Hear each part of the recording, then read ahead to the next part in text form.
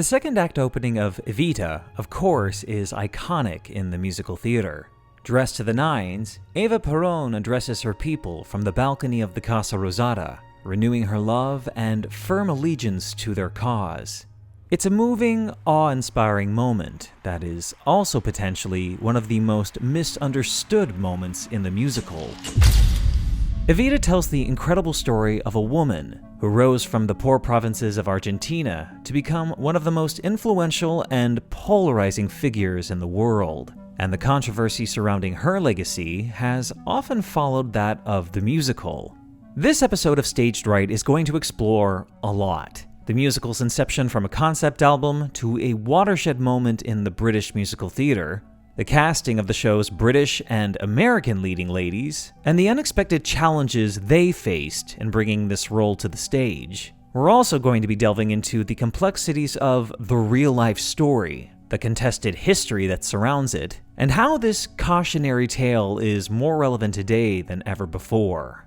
A quick note that since its premiere, a lot has been written about the musical, and trying to make sense of the varying and contradictory tellings of its history sometimes makes me feel like I'm living inside this Spider-Man meme, but times 1,000. I've done my best to chronicle the creation of Evita and try to contend with the conflicting reports as I see them. But before we get started, if you're new to Staged Right, make sure to like, subscribe, and check out some of my other episodes on this channel. We got a lot to go over, so let's get started. By 1973, Andrew Lloyd Webber and Tim Rice had had an enviable start in their career. Their concept album, Jesus Christ Superstar, had become a #1 hit, gaining productions in New York and London, a film adaptation by acclaimed director Norman Jewison, and renewed interest in an earlier project of theirs, Joseph and the Amazing Technicolor Dreamcoat, which made its West End debut earlier that year. The idea for their next big success wouldn't come out of careful strategy, consideration, or endless days noodling on a piano. Quite simply, Tim Rice was late. In 1973, he was driving through London on his way to a dinner party, when, simply because he was running late, he caught the tail end of a radio program about Argentine First Lady Eva Perón. Mi gloria es la bandera de mi pueblo, y aunque dejen el camino jirones de mi vida, yo sé que ustedes recogerán mi nombre y lo llevarán como bandera a la victoria. Yo les dejo mi corazón. Tim Rice would recall, "I didn't know anything about Eva Perón, other than the fact that she was Argentinian, glamorous, and dead, and that she was known as Evita. Even this was probably more than what 99% of the British population knew about her in 1973. I remembered her from my stamp collection, and I vaguely remember reading and feeling sorry about her death way back in 1952. I managed to get a copy of the full Evita program from the BBC, and I was hooked." Eva Duarte had come to prominence as an actress by the time she first met Juan Perón, a colonel in the army who had been key to the 1943 coup d'etat that established Argentina's military-run government. After marrying him, becoming the First Lady of Argentina upon his election as president in 1946, she soon became the most powerful and influential woman in Latin America. She was an advocate for women's rights and the working class, her beloved descamisados. She was loved, but she was also loathed by the Argentine military, who saw her as a meddling opportunist, and deplored by the established upper class, who saw her as a common, illegitimate whore who slept her way to power. And for all her good deeds, many have historically speculated that her motivations may have been vengeful and power-driven. The idea of a musical based around the controversial wife of a fascist dictator was perhaps unusual. But having recently enjoyed success with Jesus Christ Superstar, another unusual subject for a musical, Tim Rice was emboldened to pursue this. Andrew Lloyd Webber, however, received the proposed subject with apprehension.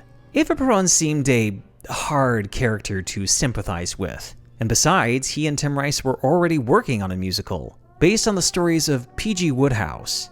Both writers were fond of the source material, but Tim Rice, by his own admission, wasn't happy with his own work, and was graciously excused from the project, giving way for British playwright Alan Ayckbourn to take his place.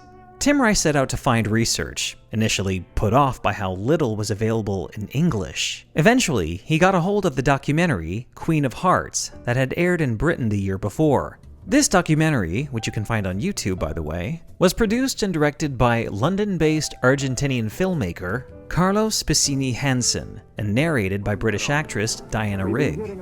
The man she captured, Perón, became the boss of Argentina, and not content merely to be his wife, Eva Perón maneuvered her way past an oligarchy which hated her to become the most powerful woman Latin America has ever known.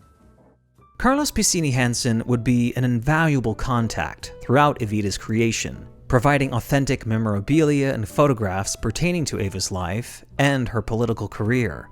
While not an exile from Argentina in the way that Juan Domingo Perón himself had been up until recently, Tim Rice reflected that the chaotic and dangerous political situation which existed in Argentina at that time made many in artistic or allegedly subversive pursuits wary of too high a profile there. The documentary briefly features Julio Alcara, a hairdresser who had first known Eva Duarte as an actress, and later in 1945 would first give her the blonde hair that would become iconic to her image. Tim Rice initially drafted the idea of Eva's story being told through her hairdresser, who would see to her up until her death. In early 1974, Tim Rice would travel to Argentina, not telling anyone where he was going or why. There were, of course, political reasons for keeping both Peronist and anti-Peronist factions knowing of his research, but there was also the simple fact that he was the co-author of Jesus Christ Superstar. While the show had been embraced in a number of countries, the largely Catholic Argentina was, less receptive to Superstar. Arsonists had prevented the show's premiere in 1973 by setting fire to the theater, and the cinema that was to house the movie's premiere was bombed. For all intents and purposes, it was best to keep a low profile. Of the few people Tim Rice got to openly speak with in Buenos Aires was an anti-Peronist who recalled the night of July 26, 1952, where he had been attending the cinema when the film playing suddenly ground to a halt, annoying him and members of the audience, then being met with the news: the First Lady of Argentina had passed away. Tim Rice would use this story as the basis for the opening scene. After 2 weeks of research, Tim Rice would return to the UK, continuing to outline the story, while also continuing his research on Eva Perón, getting his hands on anything he could find. I found one book, which was sort of penguin book, of portraits of Latin American politicians or Latin American political leaders. And there was a chapter on Eva, which was almost the best I could find. And I thought, well, 1/6 of a book is better than nothing. And chapter 3 was Che Guevara, who I always thought was Cuban. And I read his story as well and realized that he was an Argentine. Tim Rice would go on to explain, "Once I realized that Guevara was in Argentina for the years of Eva's ascendancy, the hairdresser concept was consigned to the haircutting room floor. The opportunity to include 2 Argentine icons in one story was too good to miss.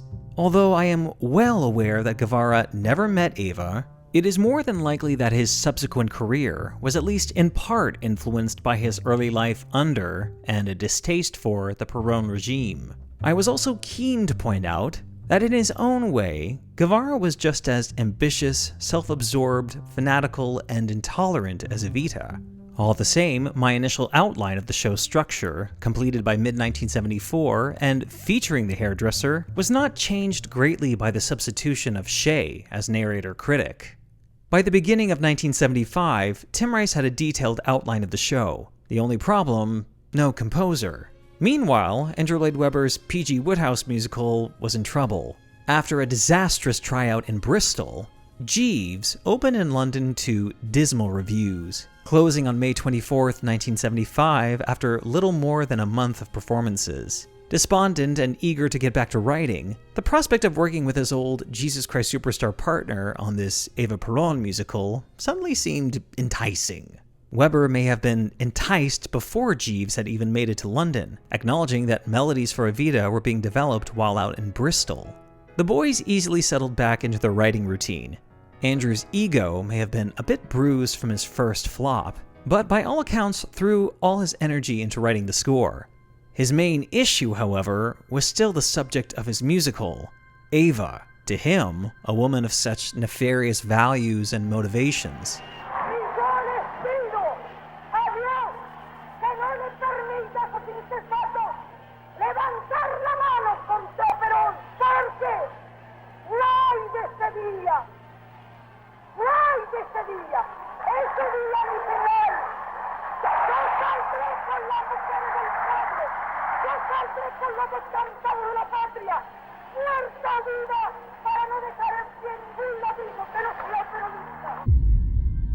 Andrew wondered, how could an audience connect to such a person? He needed something, some device, that could allow an audience to remain emotionally detached to Eva, while also understanding how she established herself as such an icon.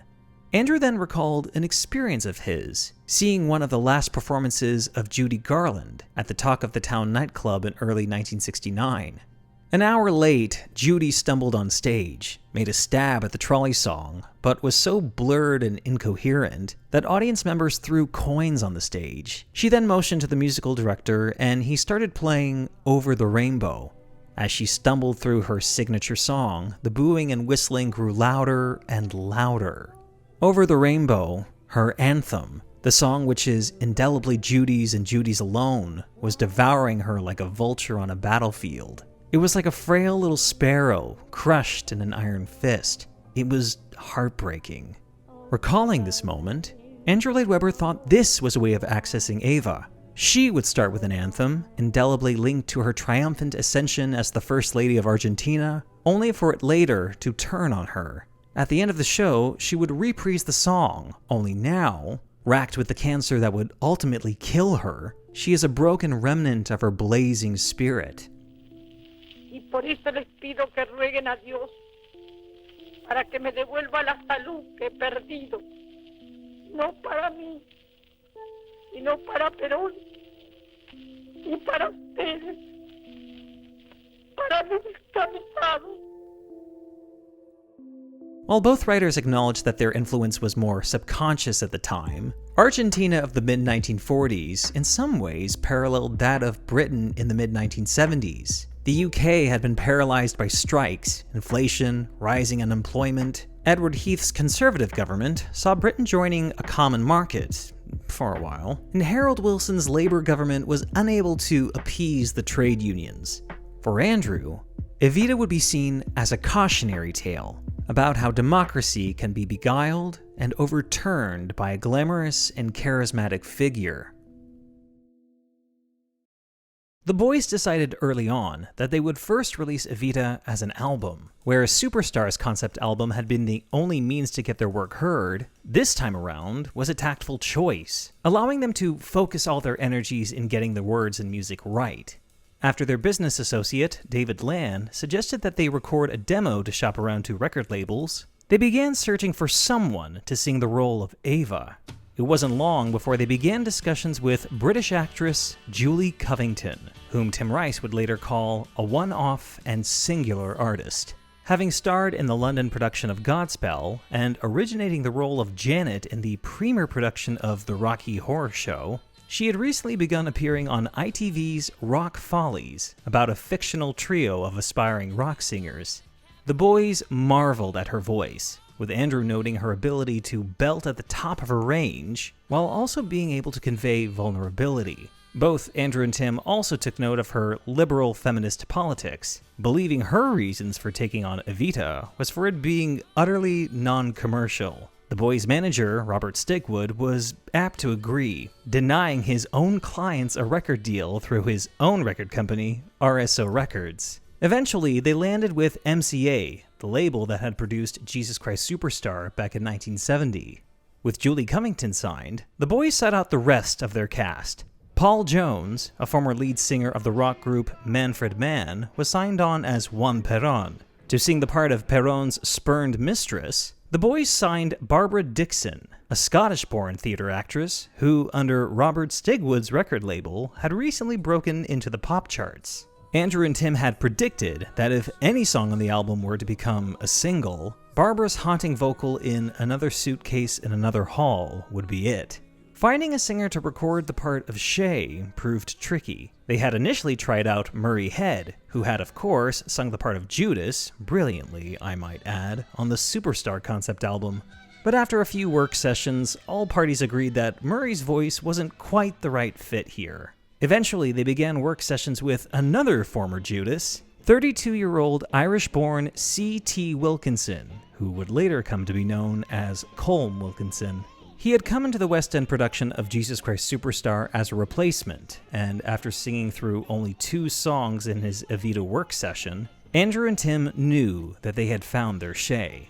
Recording began in April of 1976, with Andrew and Tim returning to Olympic Studios, where Superstar had been recorded. With sound engineer David Hamilton Smith at the helm, the boys brought in some familiar faces from their Superstar days. While the Grease Band had disbanded, Henry McCulloch and Neil Hubbard would play guitar parts, not to mention Chris Mercer's saxophone solo on I'd Be Surprisingly Good For You. Oh, and Mike Dabo, who had sung the part of Herod on the Superstar album, would get to sing alongside his fellow ex-Manfred Mann bandmate Paul Jones throughout the record.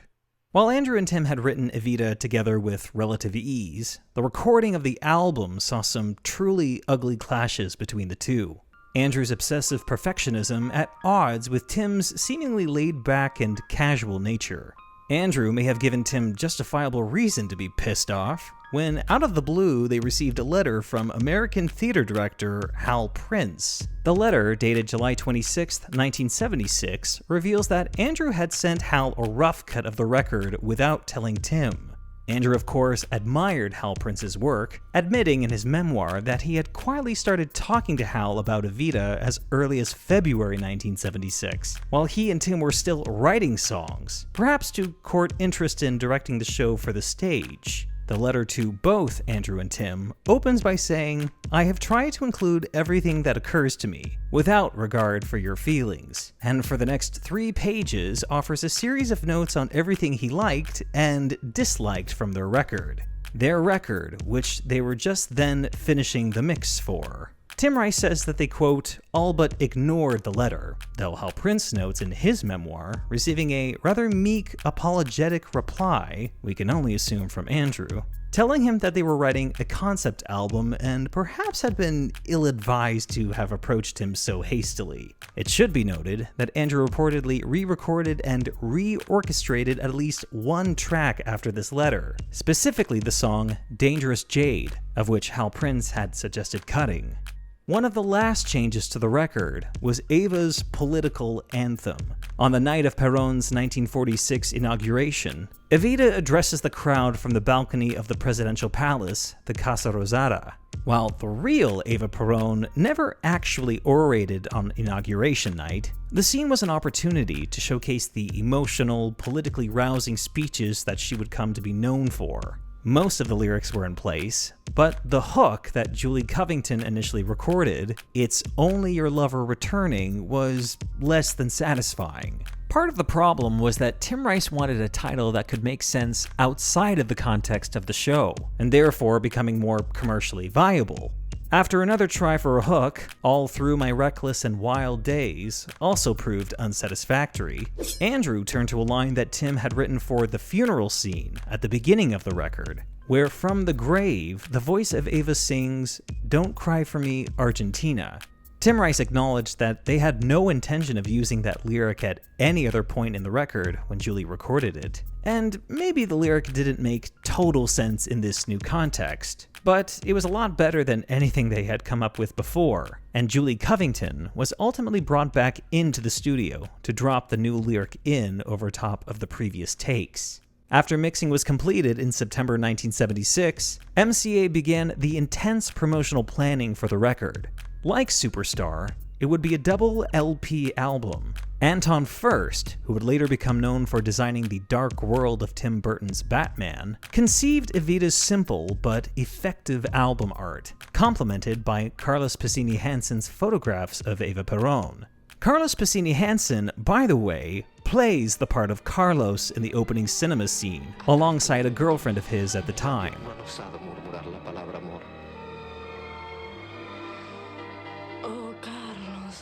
Portraits of the album's key players would be photographed by renowned photographer Lord Snowdon, otherwise known as Anthony Armstrong Jones. Slickly packaged with a full libretto included with every copy, the record, which would come to be known as the White Album, had all the makings of a hit. Nevertheless, the boys couldn't help sensing apprehension within the industry. Would the public embrace a concept album about a dead Argentinian woman that most people had never heard of?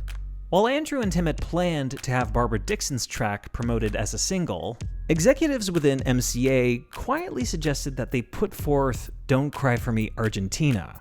It took some convincing. The song was 6 minutes long, twice the length of most singles on the radio, with a symphony orchestra playing a full minute before Julie's first line. Eventually they gave in, and for a time they regretted doing so. Many radio outlets refused to play the song at first, opting instead to play Barbara Dixon's track, who at the time was a known name on the pop charts. Finally, after 3 weeks, Radio 1 at BBC began playing the song, and suddenly it was playing everywhere. In February of 1977, Don't Cry For Me Argentina became Andrew Lloyd Webber and Tim Rice's first UK #1 single. The popular television program, Top of the Pops, celebrated the success, though Julie Covington refused to perform the song on the broadcast. She had also refused to take part in any promotion of the record itself, declining several other television appearances, which ultimately were taken over by Barbara Dixon. By the time Don't Cry For Me Argentina hit #1 in the UK, the double LP had sold over £1 million worth of records. Robert Stigwood and his associate David Land suddenly found Evita to be commercially viable. An offer had come in for it to be adapted as a film by Ronald Neame. Another offer had come in from the English National Opera, but the boys were determined to premiere Evita as a stage musical. Given the record's success at home, it was thought best to premiere the show in London. Whereas Superstar's 1970 release in America was received ecstatically, Evita was met with indifference and condescension from the American press, with a disastrous promotional tour in New York that made Andrew and Tim wonder why they had bothered going at all. They would ultimately visit Hal Prince unannounced at his New York office, with the double LP in tow, asking if he would consider directing the show in London. Despite his 3 pages of notes, Hal Prince found the project irresistible, calling the Perons the Macbeths of their time. There was a slight hitch, though. Hal Prince had already committed to staging Comden and Green's On the 20th Century for Broadway in early 1978. If Andrew and Tim could wait till the spring of that year, he would make himself available to stage the premiere production of Evita in the West End.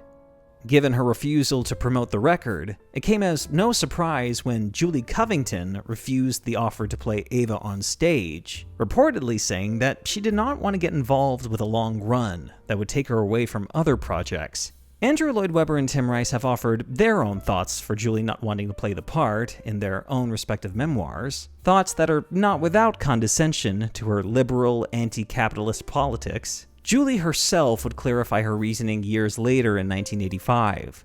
"I simply didn't like the lady Eva Perón. I suppose it was a dumb decision, one that I've regretted more than once, but quite honestly, if I can't feel something for the character, if the lines don't come from within, then I simply can't do it."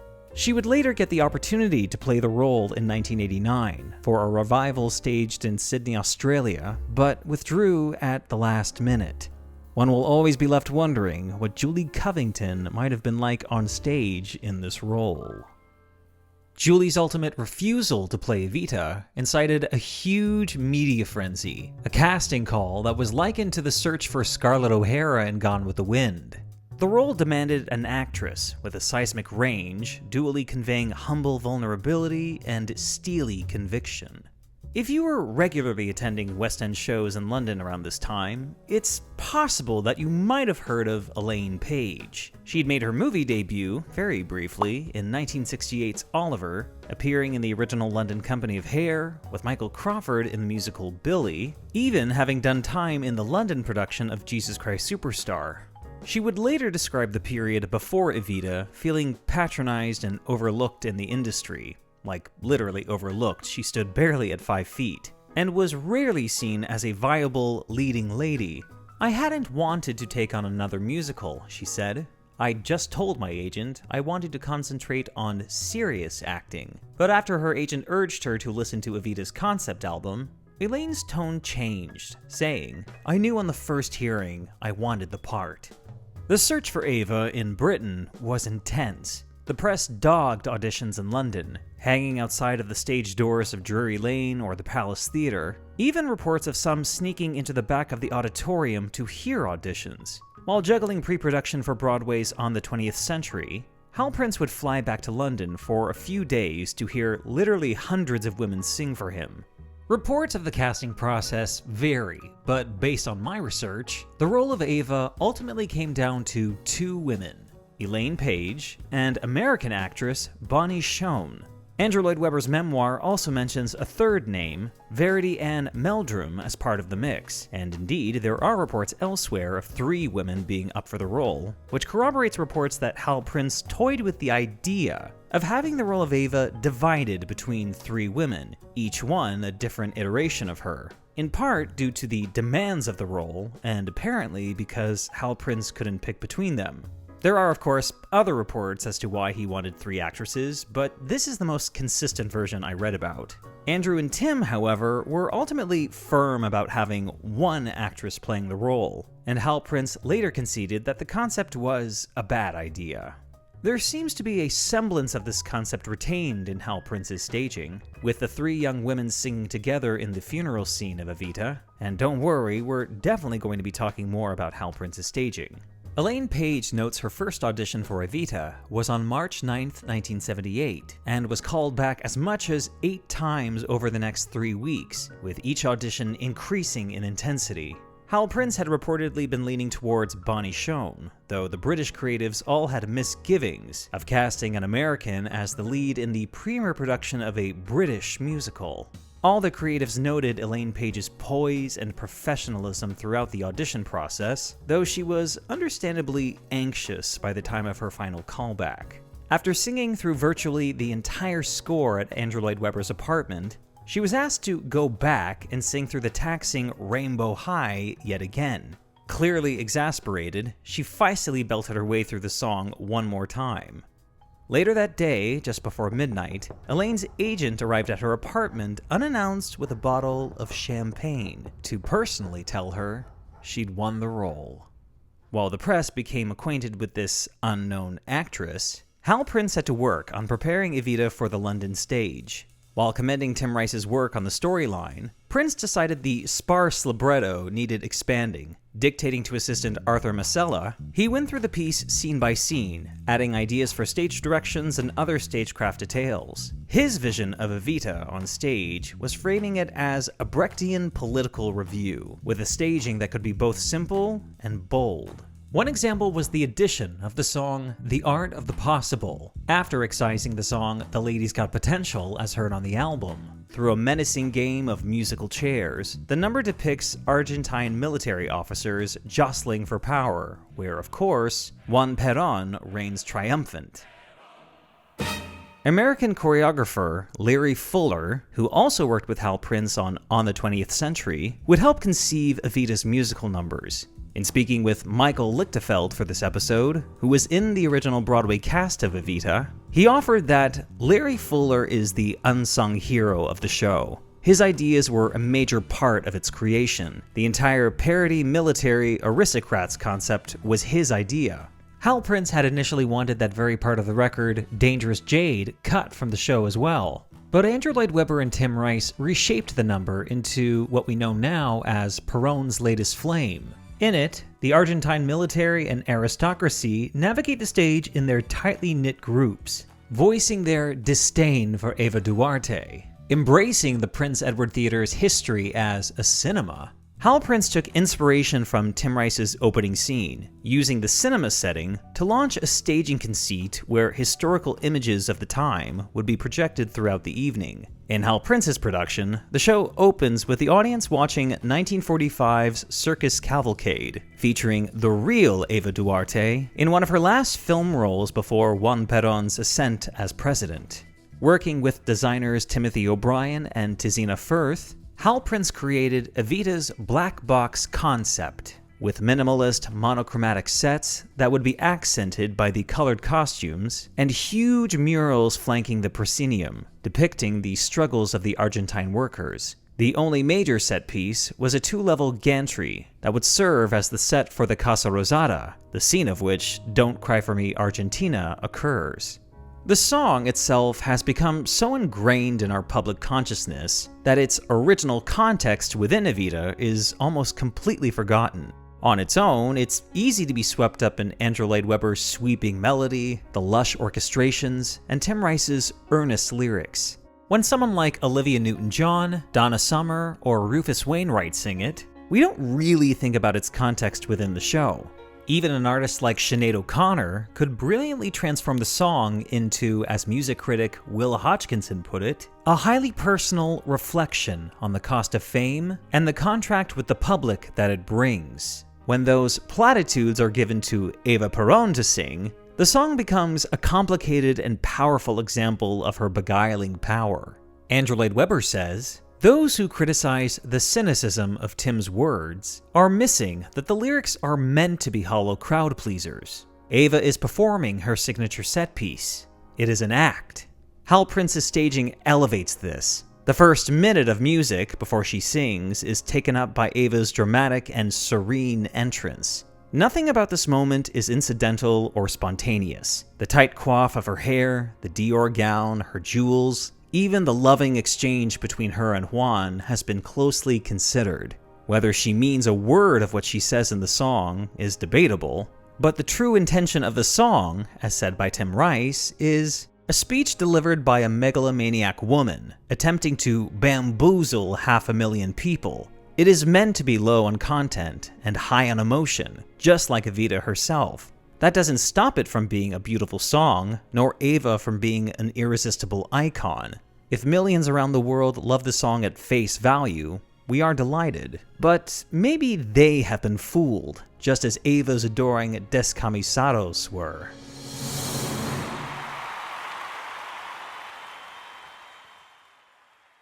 Evita has come to represent a new age in the British musical theatre. Hal Prince's work as a director up to that point, on shows like Cabaret, Company, and A Little Night Music, had made him an indelible force in the theatrical world, and his robust American approach to Evita would elevate the British musical theatre. With so much expectation, the press's attention on the show would be intense, and much of that attention would be on the leading lady, whose life literally changed overnight. Just hours after learning she'd won the role, the press descended upon Elaine Paige, barricading themselves outside her flat and calling her number so profusely that she was forced to unplug her phone. She would eventually be offered up to the press at this media event just outside of Robert Stigwood's London offices. Andrew Lloyd Webber said Elaine was deliberately kept from giving interviews so as to appear enigmatic and mysterious to the public. The London cast of Evita would soon go into rehearsal at Cecil Sharp House near Regent's Park. Hal Prince had carefully considered every actor, with no one from the original concept album reprising their roles, including the original Shay Cole Wilkinson, whom Prince felt was ill-suited for the part on stage. It went instead to 31-year-old David Essex, an actor who had recently found success as a pop star. He was intrigued with Evita, but after performing in Godspell for 2 long years, he, like his Godspell co-star Julie Covington, was not interested in being stuck in a long run, instead signing on for a 5-month contract with top billing, where reportedly he never missed a show. The mounting anticipation surrounding Evita never seemed to bother the cool and laconic Essex. For Elaine Paige, though, it was another story. "Everybody wanted a piece of me," she said, "and suddenly there was no time for myself. Even when rehearsals finished at 6, I'd have to go off for a costume fitting and I'd have to stand there, sometimes for 3 or 4 hours, while they measured me up and fitted all the clothes on me. Hal Prince may have been an intimidating figure in the rehearsal room, but as Elaine would recall, I trusted him implicitly because I knew he had a vision for the piece. And from the very first day of rehearsals, I knew this was something different and special and unusual. The show's first performance on June 12, 1978, was received so ecstatically that the ensuing 2 weeks of previews, which included a number of charity gala performances that received people like Princess Anne, were almost anticlimactic. Finally, on June 21st, Evita opened in London's West End. Hal Prince's direction received universal acclaim, but the real star at the center of the reviews was Elaine Paige, who was exalted by the critics. As part of Evita's by now well-established media circus, Robert Stigwood ensured that his leading lady was at the disposal of the press, duly photographed in her dressing room after the opening night curtain call, only hours later having them pile into her small flat for a media call, where she was fortuitously posed amidst her rave notices. She would be honored that season at the Society of West End Theatre Awards, the unfortunately acronymed SWETs, before it was renamed the Oliviers in 1984. Ticket sales for Evita would skyrocket, and within 6 months recouped its £480,000 capital. Looking at Evita's London reviews more closely, it might be more appropriate to assess that the show itself received more of a mixed critical reaction. Dissenting voices included Bernard Levin of The Times, who was positively apoplectic that the authors dare refer to Evita as an opera, calling the performance one of the most disagreeable evenings I have ever spent in my life. A slightly more level dissent came from John Peter of The Times, saying, "Evita is a superb musical, but its heart is rotten. It is a glittering homage to a monster." American writer Frank Rich, then writing for Time magazine, found the show pretentious, writing in his article that appeared on August 21st, 1978, "Evita is a cold and uninvolving show that does little to expand the traditional musical comedy format or our understanding of a bizarre historical figure. Rice's libretto never aspires to much more than a comic book version of history." Despite its synthetic Latinisms, flip dissonance, and references to Lennon-McCartney songs, Weber's music is evocative and often catchy. He finished off by saying, "Robert Stigwood plans to bring Evita to Broadway next year, where its London reception is not likely to be repeated. Still, all is not necessarily lost. If Stigwood can only find a way to package the show that is playing outside the Prince Edward Theatre instead of the one on stage, he might yet have a hit here." Attention would soon turn to the show's American premiere. Despite the show's capacity crowds in London, the memory of the concept album's indifferent reception in the States prompted Robert Stigwood to open the show out of town in 2 West Coast engagements before taking Evita to New York, in order to help the show be discovered. Hal Prince had reportedly all but guaranteed both Elaine Paige and David Essex that he would take them to Broadway, but American Actors Equity insisted on the production hiring American leads, thus barring the two from transferring over from London and beginning Evita's intense American audition process. Interesting to note that Equity ultimately allowed Larry Fuller to bring dancers Pepe Borza, Nancy Wood, and John Yost from the London company to America. They would also assist Fuller in recreating his work with the Broadway company. Bonnie Schoen, the American actress very nearly cast for London, had apparently been auditioned again to play the part of Eva, but at least according to my research, and given some 200 other actors were auditioned as well, she sadly seems to have never been seriously contended for Broadway. Actresses like Tova Feldshuh and Meryl Streep, then primarily acting on the stage, had auditioned, while name actresses like Raquel Welch and Faye Dunaway had expressed interest in the part, including apparently Charo, which in a totally different universe is something I would love to see. By this time, Patti LuPone had done musicals like The Robber Bridegroom, Working, and The Baker's Wife, though she was primarily known as a classical actress, performing on the road with John Houseman's The Acting Company. It was apparently Kevin Kline, Patty's then on and off again boyfriend, who had told Patty about Evita.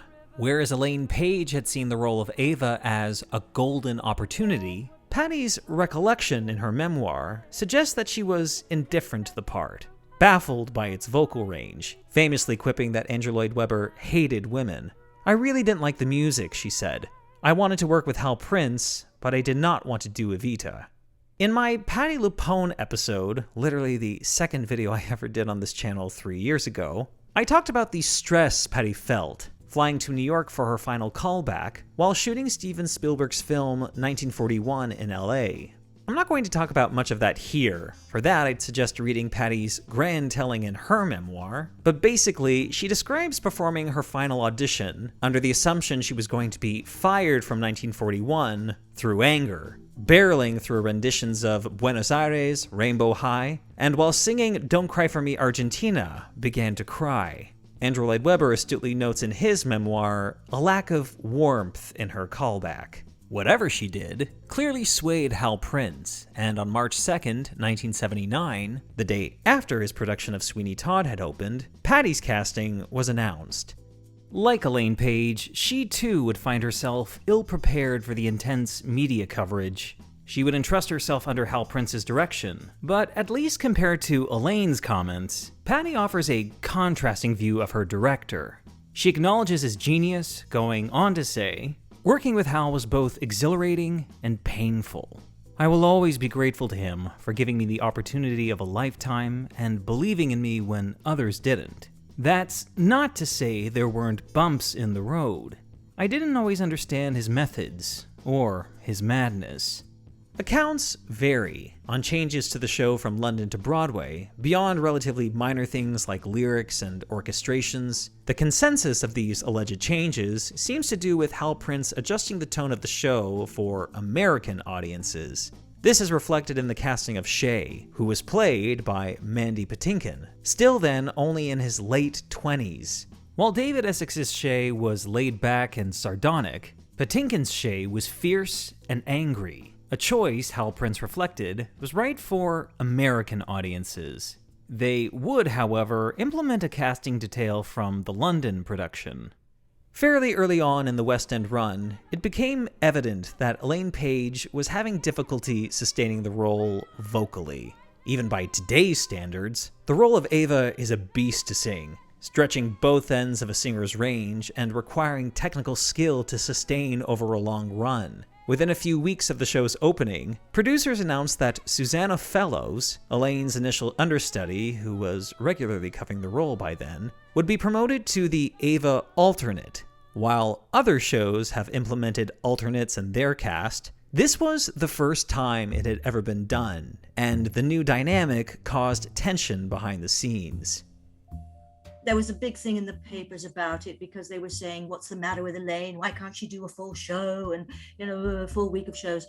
We got a contractual change, obviously, so that I had billing and I had a poster outside and I got my 2 shows a week and I would still do the other 6 shows anyway as my track, my normal track. I mean, I can only assume that she thought I was a threat because she never spoke to me. And I was, having been brought up in the theater, I was, under this kind of naive delusion that people kind of all got on. And so she would ignore me and, completely blank me and all this kind of thing. The only thing I could think was that it was her first big break and she was, desperate to really make it matter. And it just changed all her kind of her behavior. For the Broadway production, they had cast the show with the alternate in mind. Patti LuPone would perform the show 6 shows a week, and Terry Klausner, who was scheduled to cover matinees, would soon find herself regularly playing the role early on.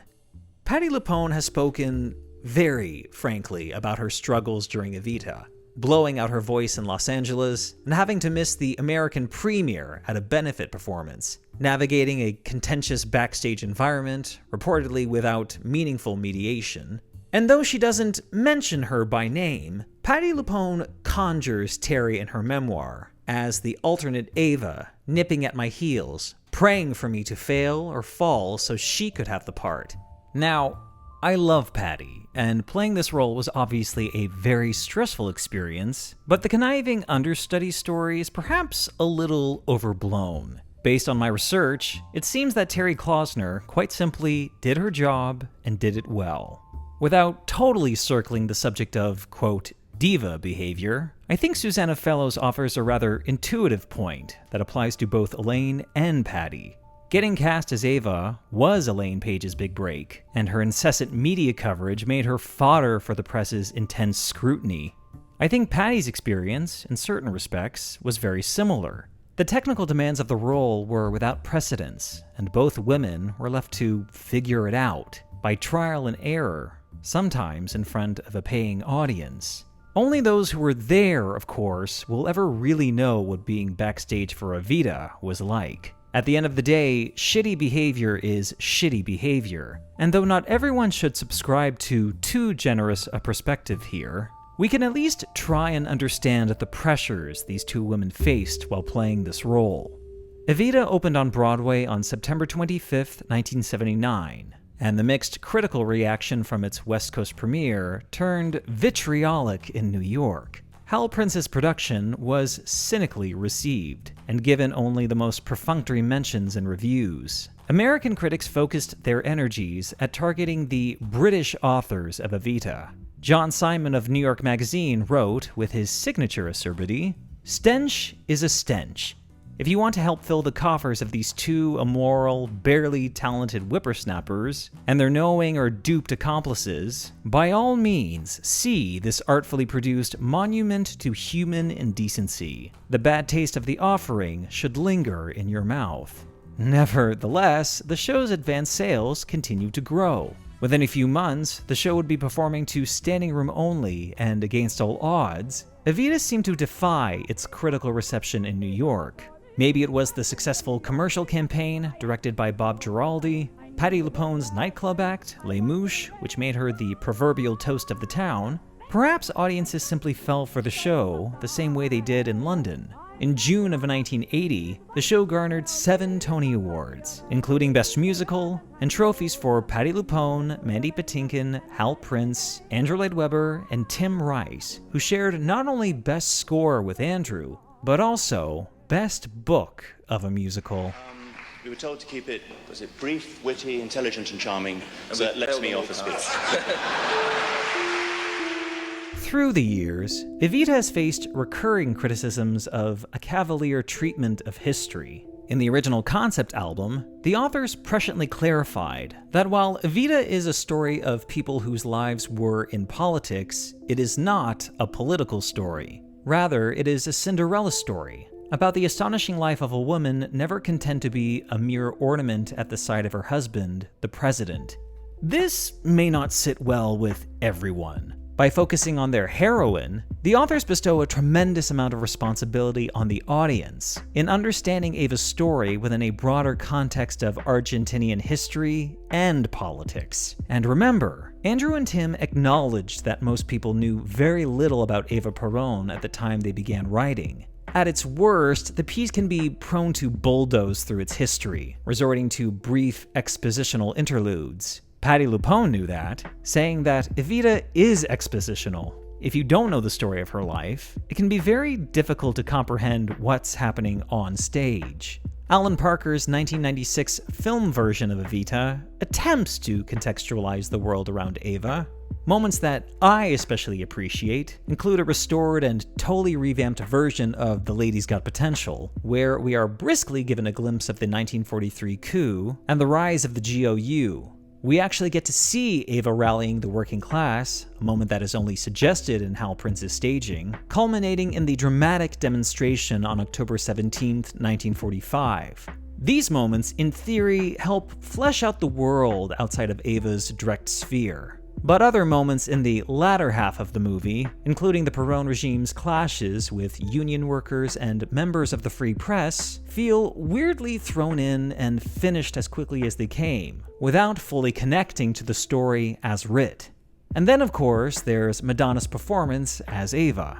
And honestly, I don't think she's terrible in this movie. Like on a scale of Who's That Girl and A League of Their Own, it's actually a very okay performance. But I think the problem lies in that whatever Madonna set out to do with the role was not always in line with what Alan Parker wanted to do with the movie. Going back and forth between their interviews, it can come across like they were working on two totally different films. Alan Parker wanted to be more critical of Eva, to have her be a shrewd manipulator, conniving her way to success. But Madonna, at least according to biographer Lucy O'Brien, wanted her more sympathetic, softer. At times, it can be a revelation. Interpolating another suitcase in another hall early in the film and giving it to the young Eva, for instance, gives humanity and nuance to the character in a way that the stage version doesn't really take time to do, allowing us to consider the precarious circumstances Eva might have navigated. When Perón's mistress reprises the song, and Eva is the one to shut her down, it's a fully realized arc, conveying how hard and unsentimental she has become as a survivor. Other times, the softness that Madonna wishes to imbue frankly goes against what Andrew Lloyd Webber and Tim Rice have scored. For instance, when the crowd goes wild at the end of Don't Cry For Me, Argentina, Eva doesn't gleefully bellow,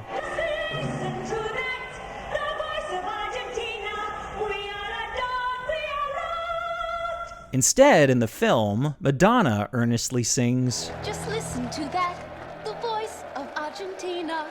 We are adored, we are loved.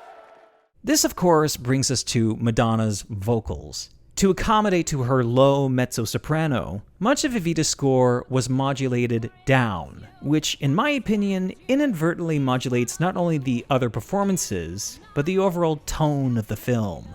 The movie's production itself had been fractious, shot partly on location in Buenos Aires, including an evening on the balcony of the actual Casa Rosada. Many locals made it clear that the crew's presence in Argentina was not entirely welcome. The movie's international Christmas release in 1996 was retaliated with the fall release in Argentina of Eva Perón, The True Life Story, starring Esther Goris. Her ruthless, at times frankly terrifying performance doesn't shy away from the darker and contradictory aspects of Eva's character. A fierce advocate of the workers, while also being an authoritarian bully that expected unquestioning loyalty. That, of course, is one take of Eva Perón, and believe me, there are many. Having sifted through some dozen books, movies, documentaries, and limited TV series chronicling her life for this episode, the real Eva Perón is an elusive concept. Her own alleged account of her life, in a ghost-written autobiography, mostly defaults to her emotional, impersonal platitudes of her political speeches, rather than, say, an intimate recollection of her early precarious years in Buenos Aires. After her death in 1952, others would be left to tell those stories, and depending on a Peronist or anti-Peronist perspective, details would be sensationalized and obfuscated as they saw fit. She has subsequently become more myth than woman. Still, there are others, like theater director Sammy Canold, that continue to explore the human aspects of Eva's story. The 2019 premiere of her production marked, at least in New York, the first time a female director had taken on this material. Canold continues to cite Andrew Lloyd Webber, Tim Rice, and Hal Prince on their contributions to the work, while using her version to ask questions that are informed by the time we are in now. For instance, while Tim Rice's libretto isn't exactly ambiguous about the implications of Magaldi's affair with Eva, the musical blazes on, without accounting for the repercussions this would have on a 15-year-old girl. The Agustin Magaldi episode of Eva's life, of course, while serving the musical's libretto well, along with anti-Peronist factions, has largely been contested by historians. And however compelling the Che Guevara concept was for Tim Rice, many subsequent versions have done away with it altogether, turning Che into an Argentine everyman while still serving as the musical's narrator. Following its 2019 premiere at City Center, Sammy Canold's production has traveled to Boston, Massachusetts, and Washington, D.C. Jesse Green of the New York Times didn't seem totally swayed in his review of the work. In an article published in February of 2023 that explores the humanization of monstrous characters, he actually articulates a lingering qualm of my own while researching Evita. Exploring the humanity in flawed characters was the premise of many Golden Age musicals, which leaves them open to challenge today, Evita is an extreme case. Tim Rice's book and lyrics try to keep the sins of Eva Perón at an ironic remove, lest the show seem to endorse her fascist tendencies and demagogic élan. The words make plain, just shy of celebrating, her manipulative genius. But Andrew Lloyd Webber's music works at cross purposes to that distancing effort. Though famously difficult to sing, the difficulty is exciting. It's impossible not to be thrilled when a performer nails the treacherous downward arpeggios of Buenos Aires or the stratospheric belt of a new Argentina. And to the extent new productions mimic the chic of the 1979 Broadway premiere, Evita always seems to bank on the same little touch of star quality that the real Perón did. In the same article, Green makes the comparison to the musical Here Lies Love, which, while thrillingly conceived, has also been criticized for glorifying the dictatorship of Philippine President Ferdinand Marcos and his wife Imelda Marcos. Jesse Green goes on to say, as the musical has matured, artists have naturally sought to write about people who are more complicated than randy teenagers and frivolous socialites. Yet, by applying the powerful tools of the form to darker and more dangerous figures, those figures are literally given greater voice, forcing us to consider the ways in which they are humans, even if they may also be monsters. In a TED Talk presentation that anticipated the City Center production, Sammy Kennel discussed the responsibility in telling the story of Evita. Since Howell Prince's groundbreaking production, our insights of history and the questions surrounding Eva's story have only grown. A strong supported concept may indeed give us a new Evita, though I do wonder how much nuance and context is added before it deviates from what the authors originally intended to say back in 1976. 3/4 of a century after her death, Eva Perón is still a powerful figure, arguably more powerful than death, and Peronism is still an active political movement in Argentina, which, depending on who you ask, is seen as either the salvation or the cause of the country's financial chaos. In a time of political turmoil, Evita is unfortunately more relevant today than it was in 1978. Perhaps this accounts for the newfound interest in the piece.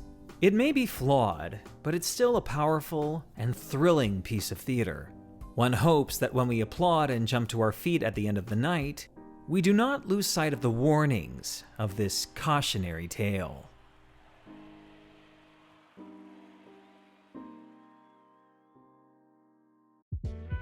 Thank you for watching this episode. If you want to support Staged Right, don't forget to consider my Ko-fi or Patreon accounts, where you can contribute as much or as little as you want in a one-time donation, or continue your support monthly at a very low rate. And if you want to hear music and performances from Evita, don't forget recordings are available on various streaming platforms or right here on YouTube.